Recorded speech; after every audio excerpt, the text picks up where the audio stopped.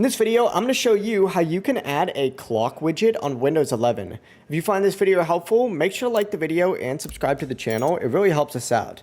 Adding a clock widget makes it super easy to keep track of time on your desktop. And to go ahead and get started on this, open up your desktop and find this little search icon on your taskbar and type in Microsoft Store. Once this pops up, go ahead and select it or just hit enter. And what this is essentially your PC's built-in app store.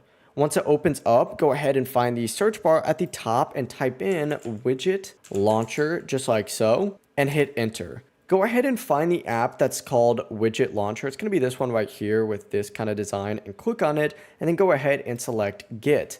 This is going to begin installing Widget Launcher onto your PC. Once it's done, go ahead and press open to launch the app, and inside you're going to see several widget options. Go ahead and find the option for digital clock and click on it. From here, you can go ahead and customize the clock's appearance, adjusting the format, size, and so much more.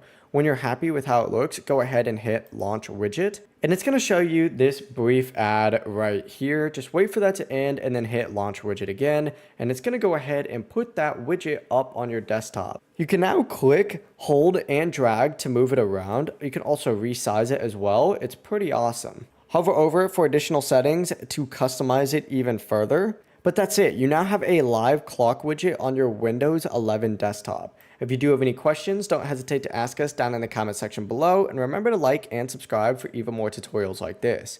Have a great day.